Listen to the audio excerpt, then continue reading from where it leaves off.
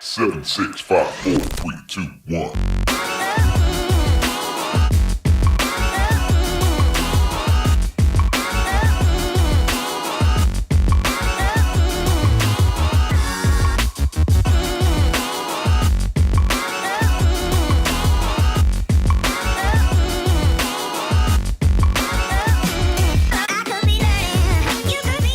What's up, guys? Welcome to today's vlog. Today what we're going to focus on is cutting bangs. I know a lot of you guys out there have issues with different types of bangs, understanding which ones to use. So what I did today was I put together a compilation of every type of bangs you could pretty much ever think of. So we have long heavy bangs, long light bangs, medium side swept bang, choppy side swept bang, straight fringe, and then a really short grungy looking bang at the very end just for fun. So hope you guys like this. I'm gonna get started with the step-by-step. Make sure if you want to follow us, hit the subscribe button so you don't miss any videos that we put out. And also, thank you guys so much for watching. Let me know what you think in the comments. Here we go. Let's get started. All right, guys, so we're going to start off by sectioning off the mannequin to get ready for cutting the bangs. So what I'm going to do is go from the high point down to the recession point on the head and just create a nice triangle right in the forehead area of the mannequin or of your client. Now I'm going to clip that away. I've got my triangle. Now I'm going to take a left-hand side parting. We're going to start off creating a heavy, longer side bang. So what I'm going to do is go with really low elevation. The lower the elevation when you're cutting a bang, the heavier it's going to be. We've talked about this in past videos. If you have to treat the front of the head the same as you would treat the back. So if I'm trying to create light, airy layers, then I definitely want to elevate more. With this, what I want to do is add some extra weight, and this would be for somebody that maybe wants to be able to pull their hair back and doesn't want the hair to fall out, things like that, but they still want that kind of angled fringe around the face. So I keep the low elevation. I work diagonal sections all the way back, bringing them to a stationary guide, and then connecting it on the opposite side. So now what I'm going to do is I'm going to blow it dry. So what I want you guys to see after every bang that I cut, I want you to see the dry finished look of it so you can compare which type of bang you're looking to create. Now keep in mind, I'm doing very basic versions of each bang. So if you elevate it a little bit more, you could take out a little bit more weight. So this would definitely be based on each of your clients. Don't do this exactly the way I'm doing it every single time.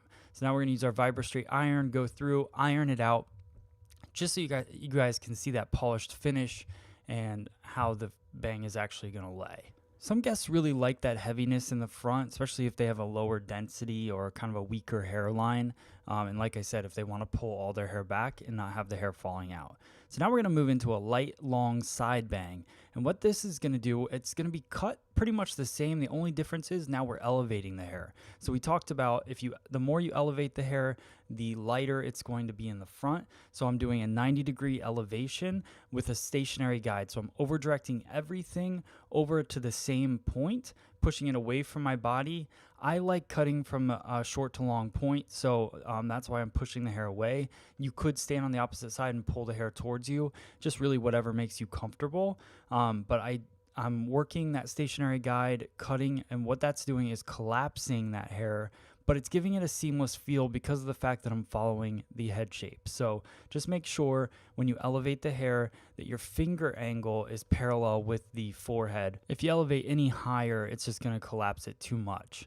So now we're going to blow it dry. I want to show you guys the difference. You can really compare the heavy bang as opposed to the light bang. So I think that this is such a good visual for me. This is a video that I've wanted to create for a long time because we don't get the opportunity to see these visually next to each other, all these different haircuts and different ways of removing and keeping weight. So you could see the flow, it works really well. You can see the weight that's been taken out right around the edges of that haircut where it was heavy before. So it just makes it a lot easier for your guests to be able to style it and maneuver it. So now we're going to work on a shorter side bang. And what I'm going to do is take diagonal forward sections, over direct them, creating a stationary guide. And again, because we want to go heavy, I'm keeping my elevation low and cutting with my finger angle parallel to my parting. So just making sure I keep that consistent. Now, if you wanted to create a little more of a light feel to this fringe, what I would do is just suggest slight elevation after each section that you take. No one says that you have to stay either stationary or kind of extremely move it. You could just slightly lift it as you go around that curve of the head, and then you won't get so much of a weight line on the opposite side. What I wanted to do for you guys today is just show you what that stationary guide looks like. It's got a really cool feel to it, and it really pushes that weight down to the cheekbone area. So you can see that there is a little bit of layering. Why that happens is because as I round the head, my elevations change. So we did create some layering following the round of the head there. Now I'm just connecting the opposite side using my finger angle the same way. And I'll go through, blow it dry, iron it out so you guys can see what this looks like. I think this is a pretty standard bang, and I think this is what a lot of people cut, and then they get upset that it's a little too heavy. So this is definitely, you got to listen to your guest, what they're looking for, but I'm going to show you guys how to make it look lighter and more PC in a second. So we'll go through again with the VibraStraight iron it out so you guys can see the true shape of the haircut.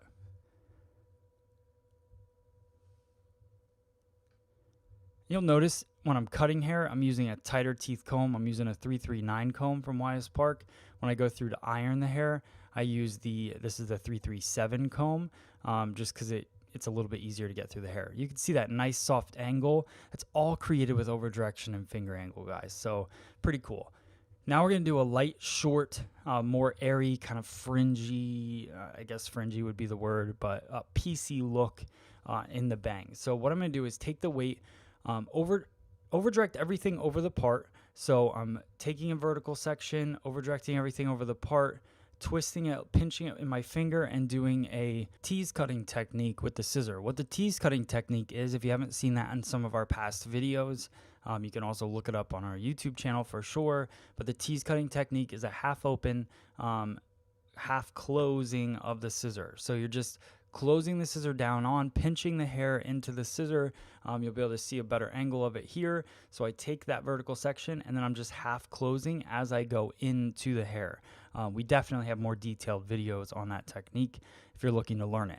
You also could create more of a light PC feel by elevation. So remember the second bang cut that we just did, all you'd have to do is elevate those bangs up and you would get the same sort of effect. I like it being a little more choppy, and that's what the tease cutting technique does. It's not giving it an exact feel, it's giving it more PC kind of textured feel. Now we're going to go through and cut a straight bang. I like to do this on dry hair if I can. And what I do is I use the tip of the scissor or the blade of the scissor to lift up the bang. I slide my comb underneath using not super wide teeth, but not super tight either. So the 339 comb works pretty well for me for this. And I go in, I hold the hair up with a nice elevation, not too high, because again, the higher I elevate that comb, the more layered effect I'm going to get on the hair. So I want that nice solid line in there. So I just hold the hair tight with the comb, and I go through and I use my blade to cut the scissor, and I use the comb to hold the tension. So you can see you get that nice hard line fringe in there. That works for any place throughout the head to create that straight line. Now we're going to go through and create a grunge bang. And this is something that's pretty popular. You'll see it all over Instagram, and a lot of hairdressers are creating this kind of chunky PC bang in the front. It's really short, and then they let the longer hair fall over top. So I wanted to show you guys this as well. I know it's not probably a popular thing in your salon, but people may ask for it, so I think it's good to know it, and it's just fun to cut. So going through, I create that PCness by really angling my scissor and cutting into it, deep point cutting, and then I go through and I do that tease cutting technique to piece out the overlay. So it's really combining a lot of the different techniques that we did, so you can see how that looks pretty cool. All right, guys, so that's pretty much all the different types of bangs that I had in my head. If you guys have any ideas, post them in the comments below. Thank you so much for watching. There's the video. All right, guys, if you like this video, then hit the like button, hit the share button, share this video with all of your friends. Make sure to go join fscsocial.com. That's our social media community. We have our own app, so go download it, fscsocial.com. Thanks for watching.